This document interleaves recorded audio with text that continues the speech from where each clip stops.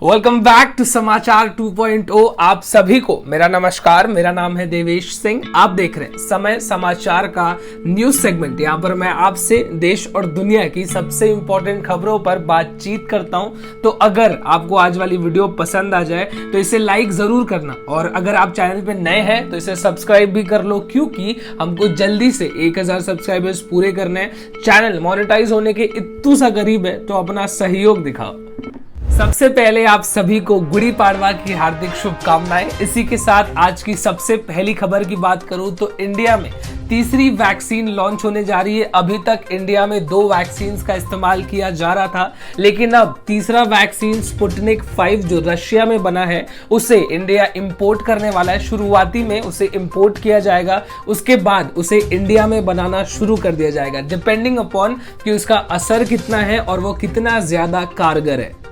Indian air force, जी हाँ, Indian air force our pride China के ऊपर लगातार आंख गड़ाए बैठा है। उनकी सारी गतिविधियों को मॉनिटर कर रहा है। वो कब क्या करते हैं, किसको कहां डिप्लॉय करते हैं, सारी चीजों पर लगातार मॉनिटर किया जा रहा है। अब इस हफ्ते इंडियन एयरफोर्स के टॉप कमांडर्स चाइनीज गवर्नमेंट के साथ बातचीत करेंगे इस मुद्दे पर कि क्या स्ट्रैटेजी आगे लेके चलनी है, कैसे दोनों देशों के बीच में डिफरेंसेस कम होंगे और क्या ऐसी चीजें हैं जो करने से हम दोनों देशों को फायदा होगा। पिछले 1 साल से लगातार बातचीत चालू, पर कुछ खास निकल के इस पूरे मामले में इंडिया चाइना के बीच निकल के नहीं आ रहा है। किसी भी लड़की को उसके वर्क प्लेस पे, यानी कि जहां वो काम करती है, वहां पर सेक्सुअली हरास करना काफी ज्यादा सीरियस ऑफेंस है। मैंने ये बात क्यों बताई, क्योंकि एक एयरलाइन के कैप्टन, सीनियर कैप्टन जो कि एक पायलट है, उन्होंने अपने कलीग को पिछले 5 साल से लगातार सेक्सुअली हरास किया था, जिसके बाद अब जाकर उस लड़की ने कंप्लेंट रजिस्टर कराई तो उस पायलट को अरेस्ट कर लिया गया और उसे बेल भी नहीं दे रहे। अभी उसने वापस बेल के लिए अप्लाई किया, लेकिन कोर्ट ने फिर से उसे एंटीसिपेटरी बेल देने के लिए कंप्लीटली मना कर दिया। इससे आप समझ सकते हैं कि किसी लड़की को सेक्सुअली हरास करना कितना ज्यादा सीरियस ऑफेंस है। एक तरफ हम रोज डिस्कस कर रहे हैं कि यार कोरोना के मामले कितने ज्यादा बढ़ रहे हैं। मम्मी पापा भी कह रहे हैं हाँ बेटा कोरोना के मामले बहुत बढ़ रहे हैं। अंकल आंटी कह रहे हैं यार सरकार को कुछ करना चाहिए, सरकार की गलती है। वहीं दूसरी तरफ अगर बात करें तो कल हरिद्वार में 35 लाख लोगों ने मिलकर एक साथ शाही स्नान किया। शाही स्नान, जी हाँ, शाही स्नान किया 35 लाख लोगों ने, और 35 लाख लोगों ने कोई सोशल डिस्टेंसिंग मेंटेन नहीं कर रखी थी। आप समझ ही सकते हैं कि जहां 35 लाख लोग होंगे वहां सोशल डिस्टेंसिंग कहाँ होगा। और इस तरीके से कोरोना के मामले तो बढ़ने ही है। आप भी कमेंट करके जरूर बताइएगा कि आपके घर में लोग कोरोना के बढ़ते हुए मामलों को लेकर किस तरीके से रिएक्ट कर रहे हैं। आपने हमेशा ऐसा सुना होगा कि कहीं पर ट्रेन एक्सीडेंट हो गया या कहीं पर आतंकवादी हमला हो गया या कहीं पर ऐसा कुछ हो गया तो सरकार अनाउंस कर देती है कि जो लोग मरे हैं उनको 2-2 लाख रुपए दे दिए जाएंगे और जो लोग घायल हैं उनको 50-50 हजार रुपए दे दिए जाएंगे। तो ऐसा ही कुछ केस मैं आपको बताने जा रहा हूं, लेकिन ये जो केस है ये काफी हायर लेवल पे, मतलब अलग ही 2-3 लाख रुपए इसके आसपास भी नहीं आता। सबसे पहले मैं आपको शॉर्ट में बताता हूं। 2012 में एक इंसिडेंट हुआ था जहां पर एक सब इंस्पेक्टर की जान चली गई थी। क्यों गई थी मैं आपको आगे बताऊंगा, लेकिन अब जाके 2021 में उसके पति को उसकी जान जाने के लिए 80 लाख रुपए कॉम्पेंसेशन दिए गए। 80 लाख रुपए।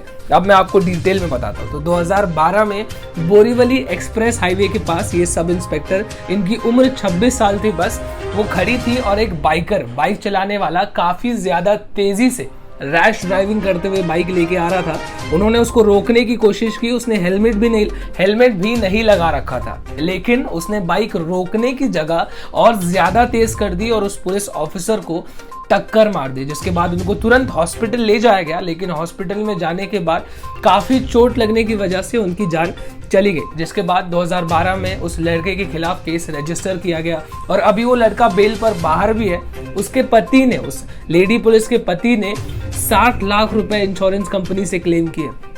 60 लाख रुपए जो बाइक की इंश्योरेंस कंपनी थी। लेकिन इंश्योरेंस कंपनी लगातार यही कहती रही कि ये कोई एक्सीडेंट नहीं था जो हम कॉम्पेंसेशन देंगे। उस लड़के ने जानबूझकर गाड़ी चलाई तो ये मर्डर का केस हुआ। लेकिन 2021 में इतने सालों के बाद कोर्ट ने पति के खिलाफ फैसला सुनाया, पति के खिलाफ नहीं, पति की तरफ फैसला सुनाया और 60 लाख नहीं 80 लाख रुपए कॉम्पेंसेशन इंश्योरेंस कंपनी को भरने को कहा।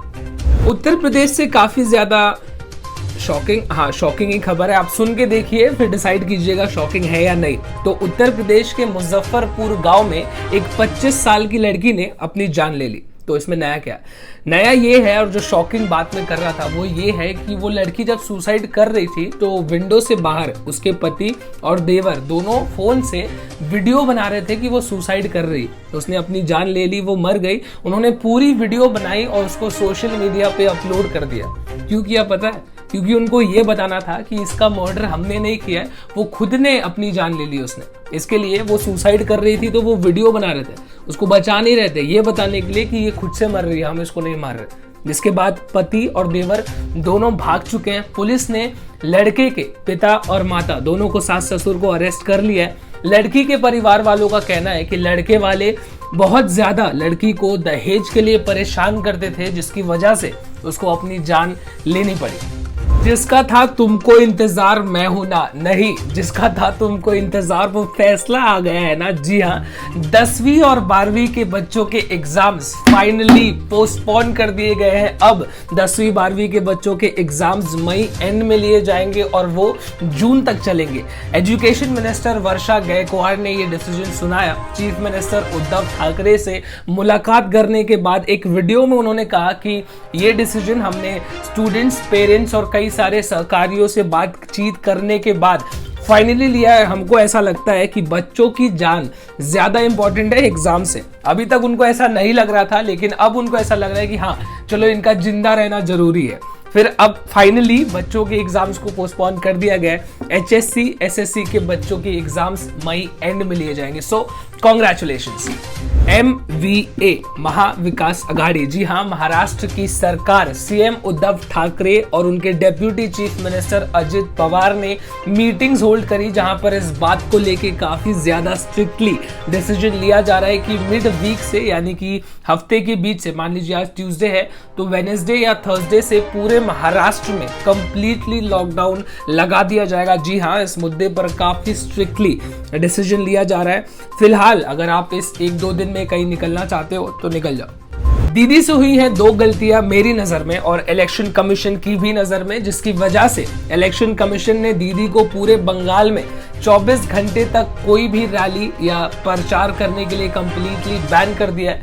क्या गलतियां थी? सबसे पहले तो उन्होंने एक रैली में कह दिया कि मुस्लिम वोटर्स सिर्फ टीएमसी को वोट करे, बीजेपी को वोट ना करे। काफी कम्युनल स्टेटमेंट है ये, इसकी वजह से लोगों के बीच में जातिवाद का मन मुटाव होता है। दूसरी गलती उनकी थी, अपने रैली के दौरान उन्होंने कहा कि ये जो सेंटर के सीआरपीएफ जवान है उसको आप सब मिलकर घेर लो, जिसके बाद वोटिंग के दौरान एक गांव में 300 से 400 गांव वालों ने मिलकर सीआरपीएफ के जवानों को घेरा और वहां पर उनको 4 लोगों को मारना भी पड़ा। जिसके बाद अब इलेक्शन कमीशन ने फाइनली ऑर्डर दिया है कि ममता दीदी 24 घंटे तक कोई भी प्रचार, इलेक्शन कैंपेन नहीं कर सकती, जिसपे ममता दीदी ने भी जवाब दिया ये कहते हुए कि ये बिल्कुल भी गलत है, अनकॉन्स्टिट्यूशनल है, मैं इसके खिलाफ धरने पर बैठूंगी। अगली खबर वसई से निकल के आ रही है, जहां पर वसई में एक सेक्स रैकेट चलाया जा रहा था 2 लोगों के द्वारा। एक इंजीनियर था और एक उसकी गर्लफ्रेंड। लड़के का नाम संदीप पाल और उस लड़की का नाम जया जावड़ेकर। लड़की सिर्फ 21 साल की थी।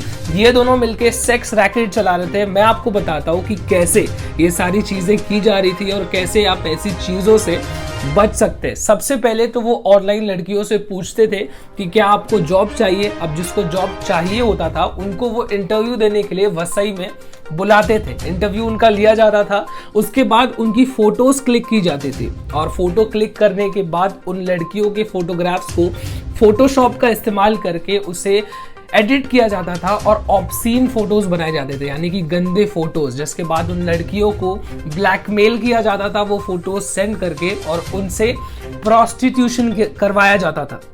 एक एनजीओ ने इस पूरे मामले की खबर पुलिस को दी। पुलिस ने सारी लड़कियों को रेस्क्यू कर लिया है और उन दोनों को, जो ये सेक्स रैकेट चला रहे थे वसई में, उनको अरेस्ट कर लिया गया। कांदिवली में रहने वाला 16 साल का लड़का जो कि सिर्फ 9th स्टैंडर्ड में था, उसको पुलिस ने अरेस्ट कर लिया। क्यों अरेस्ट किया है? क्योंकि वो साइकिल चोरी करता था। उसने अभी तक 26 साइकिल्स चोरी कर ली थी और उन साइकिल्स की कीमत 4 लाख रुपए थी, क्योंकि वो सिर्फ हाई एंड साइकिल्स चोरी करता था, जो अच्छी वाली साइकिल्स होती थी।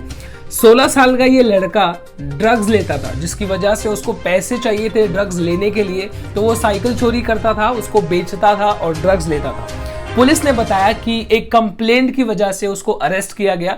सीसीटीवी फुटेज चेक किया गया तो वो साइकिल लेके जाता हुआ नजर आया, जिसके बाद पुलिस ने उसको अरेस्ट कर लिया। उसने माना भी कि उसने 26 साइकिल चोरी की है। जिसको जिसको उसने बेचा था सबसे साइकिल वापस लेके, जिनकी वो साइकिल्स थी उनको पुलिस ने वापस कर दिया है और उस लड़के के खिलाफ ट्रिब्यूनल चार्जेस लगा दिए गए। स्टॉक मार्केट में इन्वेस्ट करने वालों को लगातार बुरी खबरों का सामना करना पड़ रहा है। अभी कल की ही बात करें तो सेंसेक्स में 1700 पॉइंट्स की गिरावट आई, 3.5% से भी ज्यादा। ये 8 महीनों में पहली बार इतना ज्यादा स्टॉक मार्केट गिरा है। अगर बचाव की बात करें रीजंस की, तो सबसे बड़ा रीजन बढ़ते हुए कोविड केसेस और दूसरा लोगों के बीच लॉकडाउन लगने का डर। मुंबई के वानखेड़े स्टेडियम में कल शाम को राजस्थान रॉयल्स और पंजाब किंग्स के बीच खेला गया मैच, जिसमें पंजाब की जीत हुई। सैमसन ने क्या जबरदस्त पारी खेली, 119 रन बनाए सिर्फ 63 बॉल्स में, 7 तो उन्होंने छक्के लगाए और 12 चौके। आज शाम को कोलकाता नाइट राइडर्स और मुंबई इंडियंस के बीच मैच है, जो जाहिर सी बात है मुंबई इंडियंस जीत जाएगी, ऐसी मेरी मनोकामना है। इसी के साथ आज की न्यूज अपडेट्स में बस इतना ही। आप अपना ख्याल रखिए, कल आपसे फिर से मुलाकात जो करनी है। तब तक this is me Devesh Singh signing off. जय हिंद।